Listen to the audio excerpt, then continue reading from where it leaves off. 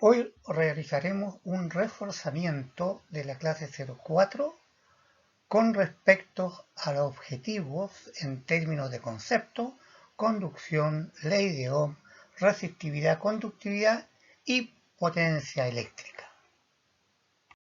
Nosotros tenemos la idea del átomo, que tiene un núcleo y orbitalmente tiene electrones que están girando, ¿verdad? Pero nosotros nos hacemos la siguiente pregunta. Si tenemos un metal de cobre, un alambre, ¿cómo se mueven los electrones para que haya corriente eléctrica? Hay varias teorías. Hay un modelo de Laurent-Dieudonné que dice que los electrones están sujetos dentro del alambre a un campo eléctrico, por lo tanto los electrones van avanzando. Y allí tendríamos la corriente eléctrica. Hay un modelo cuántico del mar de electrones, que en la red cristalina, ¿verdad?, van liberándose los electrones y se genera un mar de electrones, un fluido negativo de electrones. Y lo otro es el modelo de banda. El modelo de banda nos indica a nosotros que los electrones están en dos niveles, en un nivel de valencia y un nivel de conducción.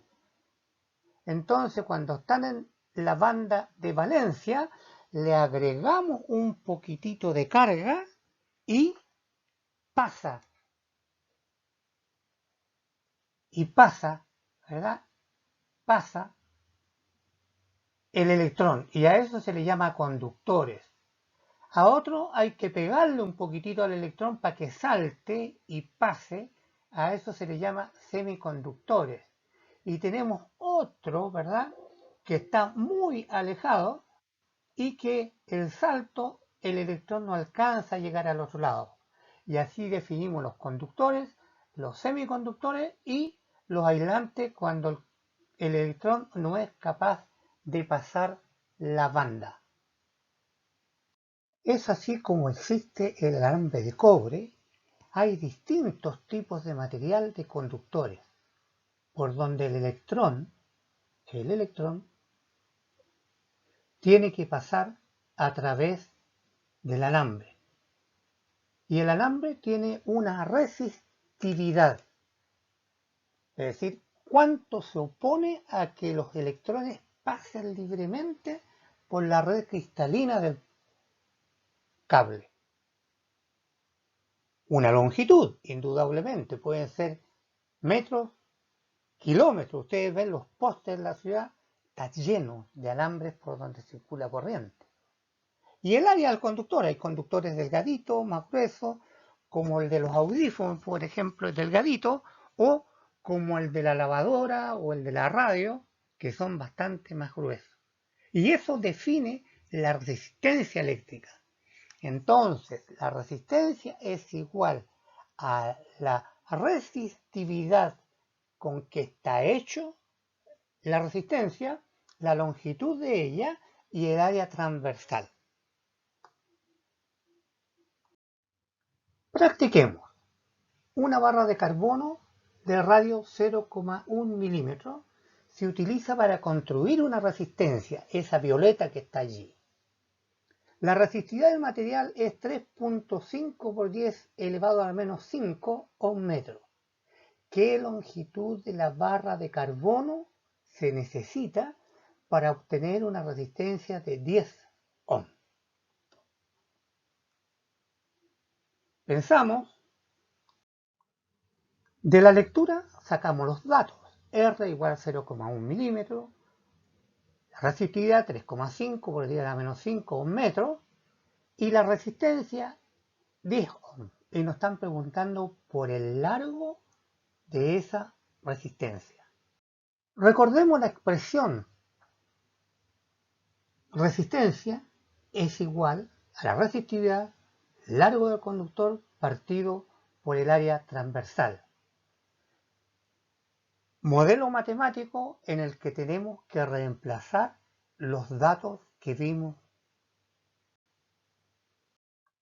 Despejando, L nos queda igual entonces al área transversal por el valor de la resistencia partido por la resistividad. Reemplazando los datos del área, de la resistencia que costaba 10 ohms, de la resistividad que era 3.5 por 10 a la menos 5, nos resulta que el largo que debe tener el alambre para que dé una resistencia de 10 ohms debe ser de 8.975 milímetros. Podemos calcular entonces qué cantidad de alambre se requiere para fabricar una resistencia de 10 ohms. Aquí hay otro, pruébalo se llama, para que ejerciten ustedes. Un cilindro de cobre de área basal A, el que está abajo de color azul, y longitud L. La resistividad del cobre es 1.7 por 10 a la menos 8 ohms por cada metro. Incrementa su valor ese alambre a 5 veces el área, dibujo verde. A su vez disminuye la longitud de L a L tercios. Exprese la resistencia inicial del azul y la resistencia final del verde. Allí pueden ensayar. Hemos utilizado algunos términos. Intensidad de corriente, se mide en amperes. Diferencia de potencial, V, se mide en voltio. Y un voltio es igual a un joule partido por coulomb. Y la resistencia, ya hemos visto, se expresa en ohm, y un ohm es igual a un voltio partido por un ampere. Eso se relacionan estas tres letras, la I de intensidad, B diferencia de potencial y R resistencia, por la ley de Ohm, que se puede escribir en los tres términos como V igual R por I, o como muestra el triangulito ahí arriba, ¿verdad? Que puede decir R es igual a V partido por I, V partido por R, o V, I por R. No olvidemos que el potencial se mide en los extremos de cada resistencia y el amperímetro mide la cantidad de electrones que están pasando a través de la resistencia. Un concepto que se agrega por un fenómeno que sucede, que es la potencia eléctrica. Tenemos la resistencia que están pasando los electrones, que son flechas rojas allí, ¿verdad? Y pasan por el conductor, que tiene una resistividad, una resistencia y un potencial eléctrico aplicado en sus extremos. Sucede que se calienta, hay una potencia eléctrica en ese conductor. Se calientan. Ustedes han visto los anafes eléctricos. Se les pone a circular una corriente y es tanta la fricción de los electrones que se calienta. Y a ello le llamamos potencia eléctrica, que es el producto de voltaje por la intensidad de corriente. O bien, como se expone en el modelo matemático allí, es igual a V cuadrado también partido por R, o I cuadrado por R. Por lo tanto, hay una disipación de energía. Si uno la toca, se calienta, se quema el dedo. Y la energía viene dado por el potencial, por la cantidad de electrones que están pasando o intensidad de corriente en un tiempo determinado. Por lo tanto, la energía, la disipación de energía es igual al producto de la potencia por el tiempo. Bueno, y ahí reemplazamos las funciones o las formas que toma la potencia y tenemos tres modelitos matemáticos para calcular. En un circuito, como la resistencia tienen dos extremos, se pueden unir una con otra. Allí tenemos un dibujo R1 unido con R2 unido con R3 y todo eso colgado a una fuente de poder de donde sacamos la corriente eléctrica I. Entonces tenemos V, el voltaje de la pila que hay allí, la intensidad de corriente, la cantidad de electrones que salen de la pila y que pasan por R1, por R2 y por R3. Si ustedes se dan cuenta, los electrones salen y vuelven a la fuente. Por lo tanto, el que está pasando por R1 están pasando también por R2 y están pasando también por R3. Por lo tanto, la intensidad de corriente en un circuito en serie es igual I total, es igual a I1, es igual a I2, es igual a I3. Y por tanto, como tenemos la ley de Ohm asociada a la resistencia 1, vamos a tener un voltaje 1. Tenemos la intensidad de corriente, tenemos R2, tenemos un voltaje 2. Y en R3 tenemos el R3, la intensidad de corriente que va pasando por 3 y vamos a tener un voltaje 3. Por tanto, el voltaje 1 más el voltaje 2 más el voltaje 3 tiene que ser igual al voltaje total. Digamos entonces que R1, R2 y R3 se pueden cambiar por una sola resistencia equivalente que sume, como están en serie, que sume el valor de R1 más el valor de R2 más el valor de R3 y obtendremos la resistencia equivalente a esas tres, la que reemplaza a esas tres. Aquí mostramos un resumen de lo que dijimos de resistencia serie. Ahí tenemos una de 120, una de 270 y una de 470. La podemos reemplazar por una sola que se llama equivalente serie, que vale 860 ohm. 3 la reemplazamos por una. Veamos un ejemplo del circuito. Allí tenemos una resistencia R1 de 2 ohm, la 2 de 1 ohm y la 3 de 5 ohm. Entonces nos piden calcular el voltaje de la resistencia 1, el voltaje de la resistencia 2, el voltaje de la resistencia 3, cuando las conectamos en serie en una batería de 20 voltios. Nos preguntan, calcule la resistencia total del circuito, la equivalente, la que reemplaza a esas tres, la corriente que circula I, los voltajes en cada una de las resistencias, la potencia eléctrica disipada en cada una de las resistencias y la potencia total que entrega la fuente. Evidentemente, la potencia total que entrega la fuente tiene que ser igual a la potencia que disipan las resistencias.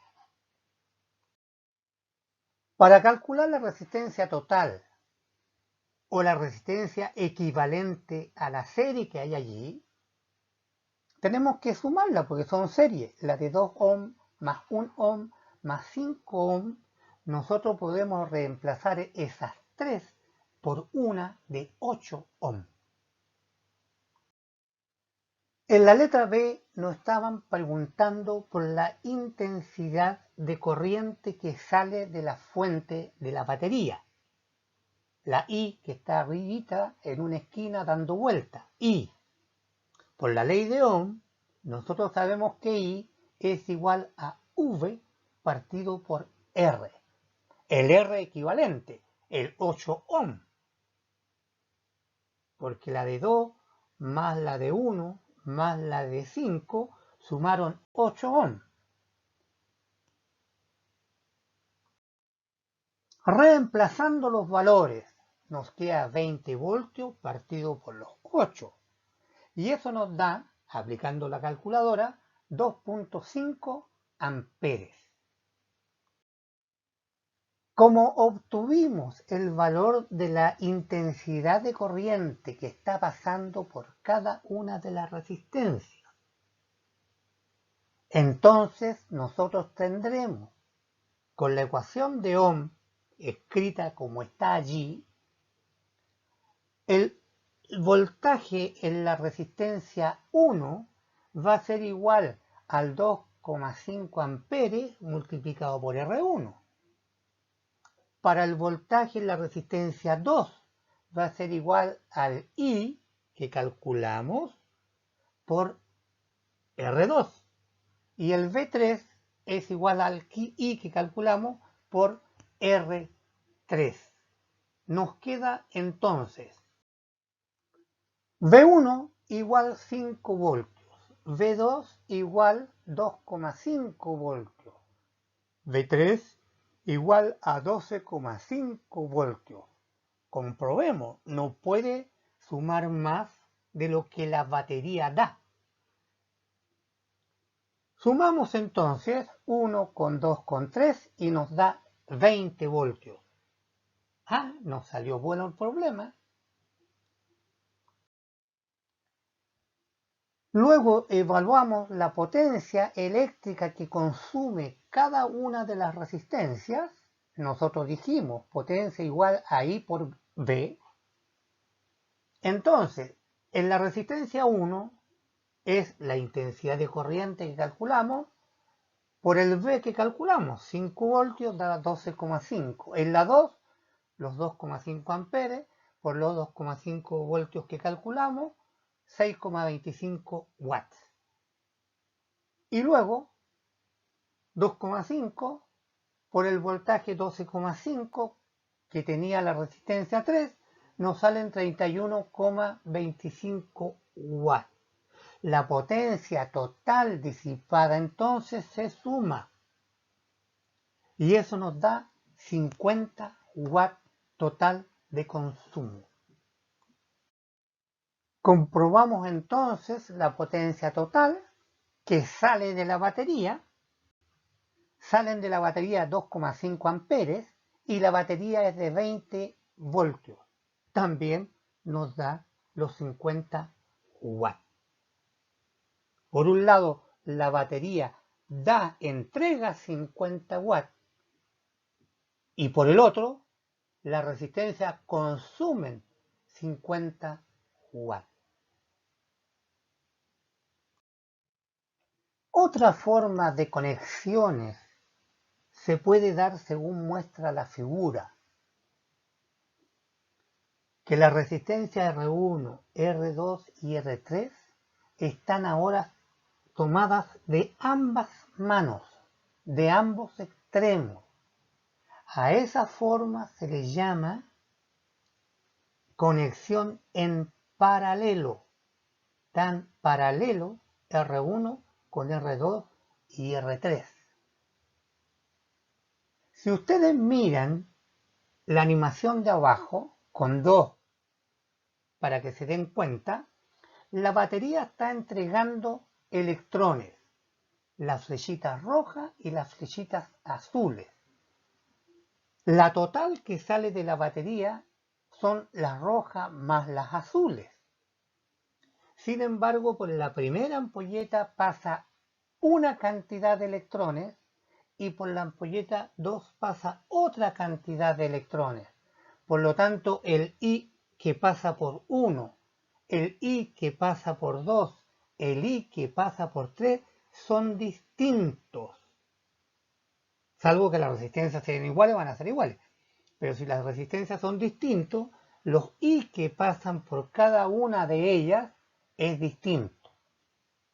Y la cantidad de electrones que tiene que entregar la batería, el I total, el I rojo, el I paralelo ahora, tendrá que ser la suma de los electrones que pasan por el 1, más las que pasan por el 2 y más los que pasan por el 3. Pero como están en paralelo, ambas resistencias, todas las resistencias en paralelo, tienen el mismo voltaje. En cada resistencia tenemos el menos de la batería y en la otra, en la parte superior, tenemos el positivo de la batería. Todas R1, R2 y R3 les llega el voltaje V. Son iguales. Pero aquí está la diferencia. Para reemplazar R1, R2 y R3 por una sola, hay que utilizar el modelito matemático que está allí abajo. Que para encontrar el R que reemplaza a todo el R equivalente, hay que sumar 1 partido por R1 más 1 partido por R2 más 1 partido por R3 y luego de sumado elevarlo a la potencia menos 1.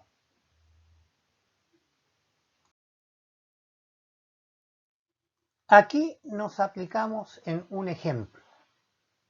La resistencia total, la corriente total, la corriente 1 y 2 porque son distintas, una son las flechas rojas y la otra son las flechas azules, la cantidad de corriente que entrega la batería de 27 voltios, la resistencia 9 como dijimos, 18 la otra. Hay que reemplazar esas dos por una en paralelo, ya dijimos cómo se sumaban. A manera de ejemplo y escrito para mucha resistencia en paralelo.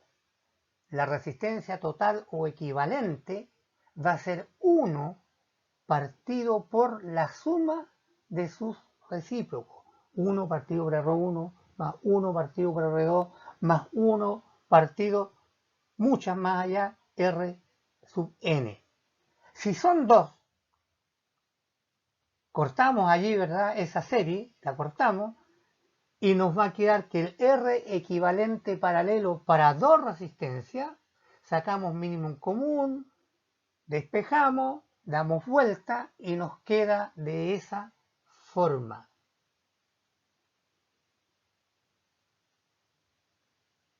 R total, R1 por R2 partido por R1 más R2. Allí sacamos un ejemplo. Nótese que en el ejemplo tenemos una resistencia de 9 ohm, la otra de 18 ohm. Y el resultado, la que reemplaza a esas dos paralelos, vale 6 ohm. Siempre el resultado de la suma de resistencia en paralelo, el resultado es menor que la menor de la resistencia. Aquí, ¿cuál es la menor? 9. ¿Se dan cuenta? El resultado es menor que la más chica.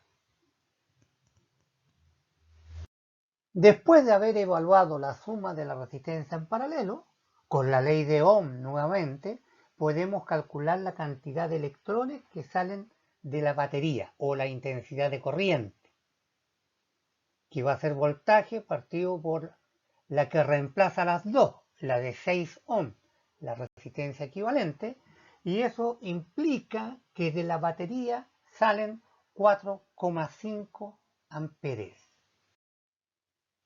Calculamos ahora de esos 4,5 amperes cuánto pasan por R1 y cuánto pasan por R2.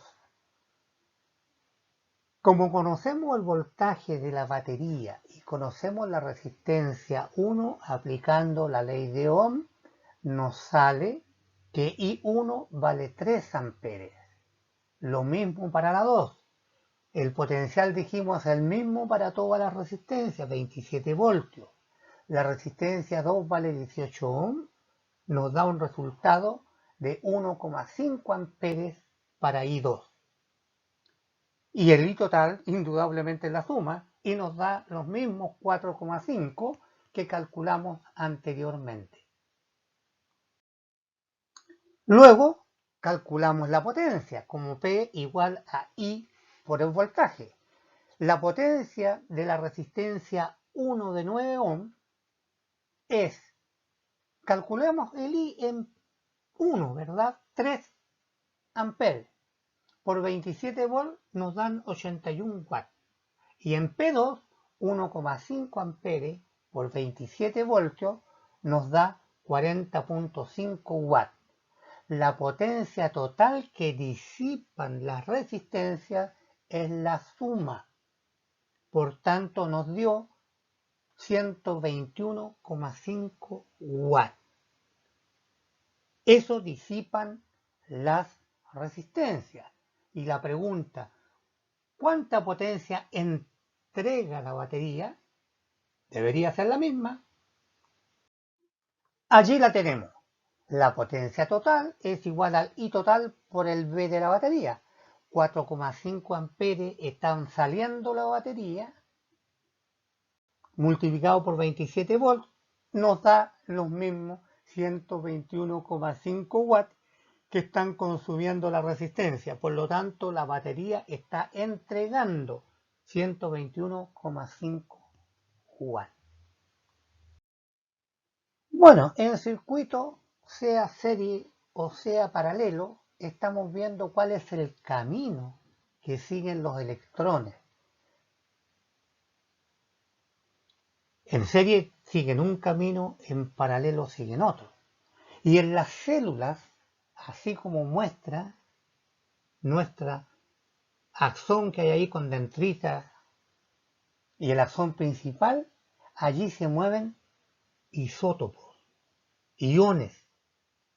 Allí no son electrones, porque los electrones son todos iguales, solamente cambian en cantidad para los distintos elementos, para el aluminio, para el cobre, para el fierro.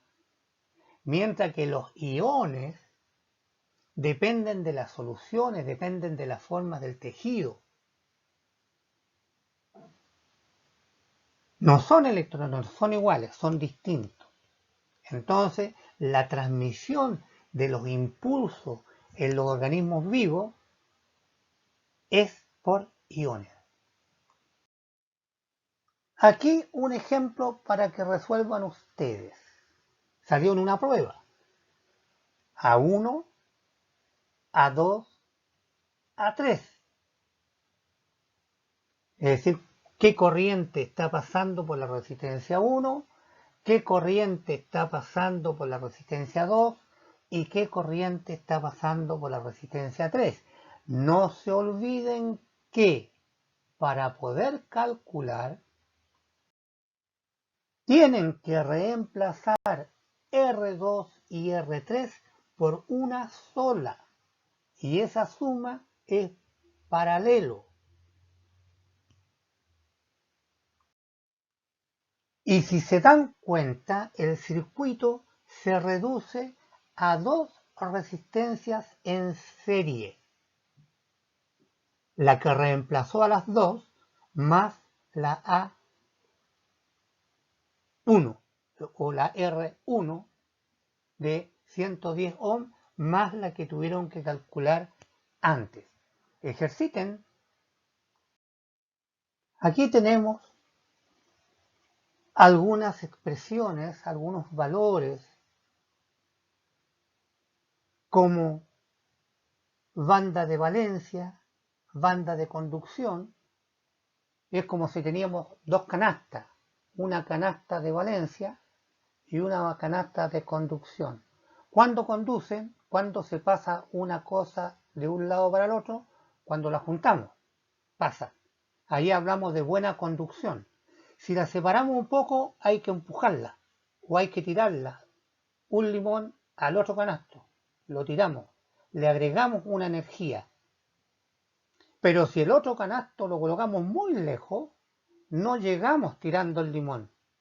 Entonces vamos a hablar de elementos conductores, de elementos que conducen poco menos y los que no conducen. Aquí entonces tenemos los canastos, la banda de valencia, las valencias, todos los elementos en el sistema periódico tienen una valencia. Ese es el primer canasto. El segundo canasto es la banda de conducción. Entonces, depende cuán separados estén entre ellos, aparece un EG, una energía del gap o del tirar, del poder pasar.